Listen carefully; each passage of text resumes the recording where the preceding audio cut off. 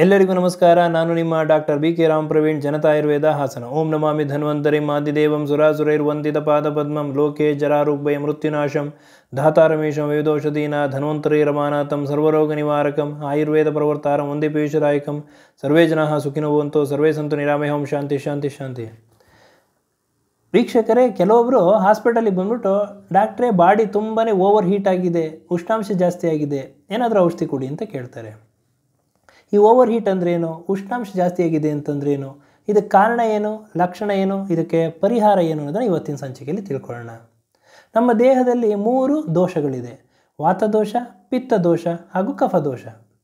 ಈ ದೋಷಗಳು ಸಮಸ್ಥಿತಿಯಲ್ಲಿ ಇತ್ತು ಅಂದರೆ ನಮ್ಮ ದೇಹ ಆರೋಗ್ಯವಾಗಿರ್ತದೆ, ಮಾನಸಿಕವಾಗಿ ದೈಹಿಕವಾಗಿ ಆರೋಗ್ಯವಾಗಿರ್ತೀವಿ.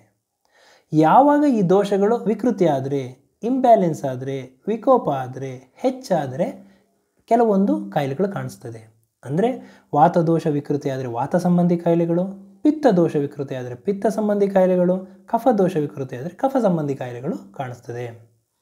ಆದರೆ ಈ ರೀತಿ ಈ ಒಂದು ಓವರ್ ಹೀಟ್ ಆಗಿದೆ ಅನ್ನೋದು ಪಿತ್ತ ಸಂಬಂಧಿ ಕಾಯಿಲೆ. ಸಾಮಾನ್ಯವಾಗಿ ಇದಕ್ಕೆ ಕಾರಣ ಏನು ಅಂತಂದರೆ, ಸಾಮಾನ್ಯವಾಗಿ ಬಿಸಿಲಲ್ಲಿ ಕೆಲಸ ಮಾಡೋದ್ರಿಂದ ಬೇಸಿಗೆಯಲ್ಲಿ ಕಾಲದಲ್ಲಿ ಮಾತ್ರ ಪಿತ್ತ ವೃದ್ಧಿ ಆಗುತ್ತೆ ಅನ್ನೋದು ಸುಳ್ಳು. ನಾವು ತೆಗೆದುಕೊಳ್ತಕ್ಕಂಥ ಆಹಾರ, ನಮ್ಮ ಜೀವನ ಶೈಲಿ, ನಿದ್ದೆ ಈ ಎಲ್ಲದೂ ಪ್ರಮುಖ ಪಾತ್ರ ವಹಿಸ್ತದೆ. ಪಿತ್ತದಲ್ಲಿ 5 ರೀತಿ ಪಿತ್ತಗಳಿದೆ: ಪಾಚಕ ಪಿತ್ತ, ರಂಜಕ ಪಿತ್ತ, ಸಾಧಕ ಪಿತ್ತ, ಭ್ರಾಜಕ ಪಿತ್ತ ಹಾಗೂ ಆಲೋಚಕ ಪಿತ್ತ.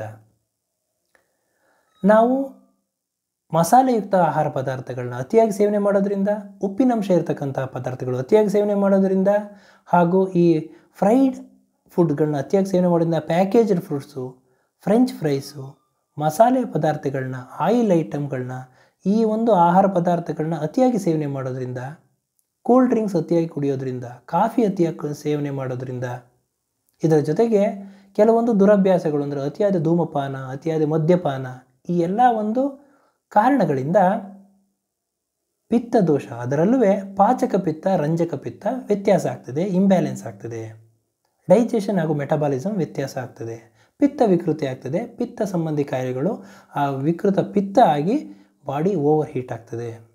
ಇನ್ನು ರಾತ್ರಿ ಹೊತ್ತು ಮಲಗಿರ್ತಾರೆ, ಹಾಸಿಗೆ ಮೇಲೆ ಮಲಗಿದ್ರೂ ಮೊಬೈಲ್ ಇಟ್ಕೊಂಡು ರಾತ್ರಿ ಎಷ್ಟೊತ್ತಾದ್ರೂ ಮೊಬೈಲ್ ನೋಡ್ತಾ ಮೊಬೈಲ್ ಸ್ಕ್ರೋಲ್ ಮಾಡ್ತಾ ಇರ್ತಾರೆ.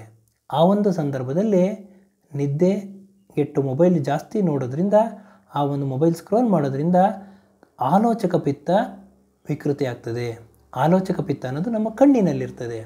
ಹೀಗೆ ಪಾಚಕ ಪಿತ್ತ, ರಂಜಕ ಪಿತ್ತ, ಆಲೋಚಕ ಪಿತ್ತ ಎಲ್ಲದು ವ್ಯತ್ಯಾಸ ಆಗಿ ಪಿತ್ತ ವಿಕೃತಿಯಾಗಿ ಈ ಓವರ್ ಹೀಟ್ ಅಂತ ಏನು ಹೇಳ್ತೀವಿ ಅದು ಕಾಣಿಸ್ಕೊಳ್ತದೆ. ನೀವು ಕೆಲವೊಬ್ಬರು ಮಾತಾಡಿರ್ಬೋದು, ಕೇಳಿರ್ಬೋದು, ನೀವು ಕೇಳಿಸ್ಕೊಂಡಿರ್ಬೋದು, ಏನಾದ್ರು ಜಗಳ ಆಡ್ತಿದ್ರೆ, ಸಿಟ್ಟು ಮಾಡ್ತಾಯಿದ್ರೆ ಏನು ಪಿತ್ತ ನೆತ್ತಿಗೆ ಕೊಡ್ತಿದ್ಯಾ ಅಂತ ಹೇಳ್ತಾರೆ. ಅಂತಂದರೆ ಅದರ ಅರ್ಥ ಓವರ್ ಹೀಟ್ ಆಗಿದೆ ಅಂತ. ಇದಕ್ಕೆ ಏನು ಲಕ್ಷಣಗಳೇನು ಅಂತಂದರೆ, ಪಿತ್ತ ವಿಕೃತಿ ಆದಾಗ ಪ್ರಮುಖವಾದ ಲಕ್ಷಣಗಳು ಅಂತಂದರೆ ಅತಿಯಾದ ಒಂದು ಬಾಯಾರಿಕೆ. ಎಷ್ಟೇ ನೀರು ಕುಡಿದ್ರೆ ಮೇಲೆ ಮೇಲೆ ಬಾಯಾರಿಕೆ ಆಗ್ತಿರ್ತದೆ, ತುಟಿ ಒಣಗ್ತಾ ಇರ್ತದೆ. ಅತಿಯಾದ ಒಂದು ಬೆವರು, ಅತಿಯಾದ ಸ್ವೆಟ್ಟಿಂಗ್ ಆಗ್ತಿರ್ತದೆ. ನಮ್ಮ ದೇಹ ಯಾವ ರೀತಿ ಒಂದು ಮೆಕ್ಯಾನಿಸಮ್ ಅಂತಂದರೆ, ದೇಹದಲ್ಲಿ ಏನೇ ವ್ಯತ್ಯಾಸ ಆದ್ರೂ, ಯಾವುದೇ ದೋಷ ವ್ಯತ್ಯಾಸ ಆದರೂ ಹೊರಗಡೆ ಕನ್ನಡಿ ರೂಪದಲ್ಲಿ ಕಾಣಿಸ್ತದೆ. ಅಂತಂದರೆ ಪಿತ್ತ ವಿಕೃತಿ ಆಯಿತು ಅಂತಂದರೆ ಚರ್ಮದಲ್ಲಿ ಗಂದೆ ಆಗೋದು, ಪಿತ್ತ ಗಂದೆ ಆಗೋದು, ಮಡುವೆ ಆಗ್ತಕ್ಕಂಥದ್ದು, ಪಿಗ್ಮೆಂಟೇಷನ್ನು ಕಾಣಿಸ್ಕೊಳ್ತದೆ. ಕೈಕಾಲು ಉರಿ ಬರ್ತಕ್ಕಂಥದ್ದು, ಕಣ್ಣು ಉರಿ ಬರ್ತದ್ದು, ಪ್ರೀಮೇಚ್ಯೂರ್ ಹೇರ್ ಫಾಲ್, ಚಿಕ್ಕ ವಯಸ್ಸಿನಲ್ಲಿ ತಲೆ ಕೂದಲು ಉದುರೋದು, ಪ್ರೀಮೇಚ್ಯೂರ್ ಗ್ರೇಯಿಂಗ್ ಆಫ್ ಹೇರ್ಸ್, ತಲೆ ಕೂದಲು ಬೆಳ್ಳಗಾಗ್ತಕ್ಕಂಥದ್ದು, ಕಣ್ಣು ಉರಿ ಬರೋದು, ಜ್ವರ ಬರೋದು, ಪಾದ ಉರಿ ಬರೋದು, ಈ ಪಿತ್ತ ಇನ್ನೂ ಅಧಿಕವಾದ ಸಂದರ್ಭದಲ್ಲಿ ಉರಿ ಮೂತ್ರತ, ಹೀಗೆ ಎಲ್ಲ ಒಂದು ಲಕ್ಷಣಗಳು ಕಾಣಿಸ್ಕೊಳ್ತದೆ.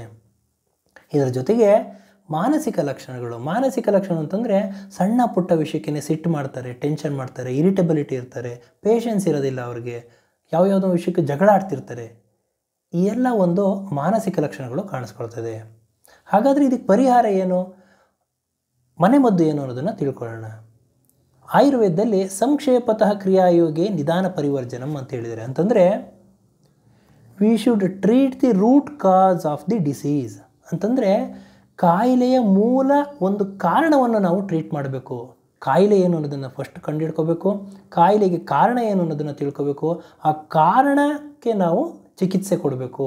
ಇದನ್ನು ನಮ್ಮ ಆಚಾರ್ಯರು ಹೇಳಿದ್ದಾರೆ. ಆ ಕಾರಣ ಏನು ಅಂತ ಚಿಕಿತ್ಸೆ ಅಂತಂದರೆ, ನಾವೇನು ಆಹಾರ ವಿಹಾರದಲ್ಲಿ ವ್ಯತ್ಯಾಸ ಮಾಡ್ಕೊಂಡಿರ್ತೀವಿ, ಅತಿಯಾದ ಧೂಮಪಾನ ಇರ್ಬೋದು, ಮದ್ಯಪಾನ ಇರ್ಬೋದು, ಮಸಾಲೆಯುಕ್ತ ಆಹಾರ ಪದಾರ್ಥಗಳನ್ನಿರಬಹುದು, ಫ್ರೈಡ್ ಫುಡ್ಗಳನ್ನ ಅತಿಯಾಗಿ ಸೇವನೆ ಮಾಡೋದ್ರಿಂದ, ಕಾಫಿ ಅತಿಯಾಗಿ ಕುಡಿಯೋದ್ರಿಂದ, ಇವೆಲ್ಲ ನಾವೇನು ಹೇಳಿದೆ ಇದನ್ನೆಲ್ಲದನ್ನು ನಾವು ಮೊದಲು ತ್ಯಜಿಸಬೇಕಾಗ್ತದೆ. ರಾತ್ರಿ ಎಷ್ಟೋ ತನಕನೂ ಎದ್ದಿರೋದನ್ನು ನಾವು ಬಿಡಬೇಕಾಗ್ತದೆ. ಇದನ್ನೆಲ್ಲ ನೀವು ತ್ಯಜಿಸಿತ್ತು ಅಂತಂದರೆ 50% ಕಾಯಿಲೆ ಗುಣ ಆಯಿತು ಅಂತ ಅರ್ಥ. ಬರೀ ನಾವು ನೀರು ಕುಡಿಯೋದ್ರಿಂದ, ಎ ಸಿ ರೂಮಲ್ಲಿರೋದ್ರಿಂದ ದೇಹ ತಂಪಾಗೋದಿಲ್ಲ. ನಾವು ಔಷಧಿಯುಕ್ತ ಆಹಾರಗಳನ್ನ, ಪಾನೀಯಗಳನ್ನ ಸೇವನೆ ಮಾಡಬೇಕಾಗ್ತದೆ. ಅದರಲ್ಲಿ ಪ್ರಮುಖವಾಗಿ ಏನಂತಂದರೆ, ನಮ್ಮ ಆಹಾರದ ವಿಹಾರದಲ್ಲೂ ನಾವು ಸರಿಗಿರಬೇಕಾಗ್ತದೆ. ಬಿಸಿಲಿನಲ್ಲಿ ಕೆಲಸ ಮಾಡಬೇಕಾದ್ರೆ ಕೆಲವೊಬ್ಬರು ಕೂಲಿ ಕಾರ್ಮಿಕರು ನೀವು ನೋಡಿರ್ಬೋದು, ಅವರು ತಲೆಗೆ ಬಟ್ಟೆ ಕಟ್ಕೊಂಡಿರ್ತಾರೆ, ತಲೆಗೆ ಒಂದು ರುಮಾಲ್ ಕಟ್ಕೊಂಡಿರ್ತಾರೆ. ಬಿಸಿಲಿನಲ್ಲಿ ಕೆಲಸ ಮಾಡಬೇಕಾದ್ರೆ ತಲೆಗೆ ಬಟ್ಟೆ ಕಟ್ಟಿರಬೇಕು, ಇಲ್ಲ ಒಂದು ಹ್ಯಾಟ್ ಹಾಕ್ಕೊಂಡಿರಬೇಕು, ಇಲ್ಲ ಒಂದು ಹೆಲ್ಮೆಟು, ಇಲ್ಲ ಅಂಬ್ರೆಲ್ಲ ಯಾವುದರ ಒಂದು ಇಟ್ಕೊಂಡು ನಾವು ಕೆಲಸ ಮಾಡಬೇಕಾಗ್ತದೆ. ತಲೆಗೆ ಈ ಒಂದು ಬಟ್ಟೆ ಅಥವಾ ರುಮಾಲ್ ಏನಾದ್ರು ಒಂದು ಸುತ್ತಿರೋದ್ರಿಂದ, ತಲೆಗೆ ಬಟ್ಟೆ ಕಟ್ಕೊಳ್ಳೋದ್ರಿಂದ ಹೀಟನ್ನು ಇದು ತಡೀತದೆ. ಬಾಡಿ ಓವರ್ ಹೀಟ್ ಆಗೋದನ್ನು ತಪ್ಪಿಸ್ತದೆ. ಬಾಡಿನ ಟೆಂಪರೇಚರ್ ನಾರ್ಮಲ್ ಆಗಿರ್ತದೆ. ಇದರ ಜೊತೆಗೆ ಸನ್ ಸ್ಟ್ರೋಕ್ ಅಂತ ಒಂದು ಕಾಯಿಲೆ ಆಗ್ತದೆ, ಅದನ್ನು ತಡೀತದೆ. ಡಿಹೈಡ್ರೇಷನ್ ಆಗೋದನ್ನು ತಡೀತದೆ.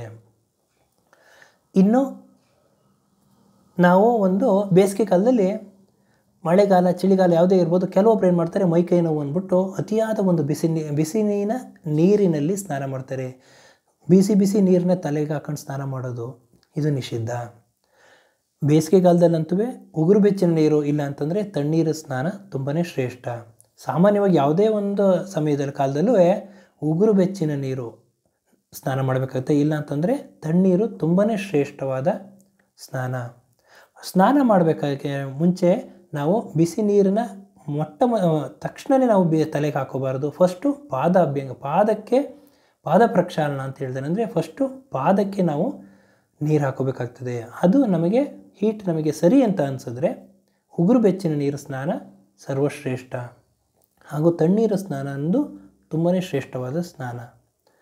ಇದು ವಿಹಾರಕ್ಕೆ ಬಂದರೆ, ಇನ್ನು ಆಹಾರದಲ್ಲಿ ಒಂದು ಪಾನೀಯಗಳನ್ನ ಯಾವ ರೀತಿ ನಾವು ಸೇವನೆ ಮಾಡಬೇಕು ಅಂತಂದರೆ, ಗೋಂದು ಸಿಗ್ತದೆ ಅಂತಂದರೆ ಗಮ್ ಅಂತ ಏನು ಹೇಳ್ತಾರೆ, ಆ ಗೋಂದನ್ನು ಇದು ನ್ಯಾಚುರಲ್ ಕೂಲೆಂಟಾಗಿ ಕೆಲಸ ಮಾಡ್ತದೆ. ಒಂದು ಲೋಟ ನಿಂಬೆಹಣ್ಣಿನ ಶರಬತ್ತನ್ನು ತಯಾರು ಮಾಡಿ ಅದಕ್ಕೆ ಗೋಂದನ್ನು ಹಾಕಿ ಅದನ್ನು ಚೆನ್ನಾಗಿ ಕಲ್ಕೊಂಡು ನಾವು ಕುಡಿಯೋದ್ರಿಂದ ನ್ಯಾಚುರಲ್ ಕೂಲೆಂಟಾಗಿ ಕೆಲಸ ಮಾಡ್ತದೆ. ದೇಹದ ಒಂದು ಉಷ್ಣಾಂಶವನ್ನು ಕಡಿಮೆ ಮಾಡಿ ದೇಹವನ್ನು ಸಮಸ್ಥಿತಿಯಲ್ಲಿ ಇಡ್ತದೆ.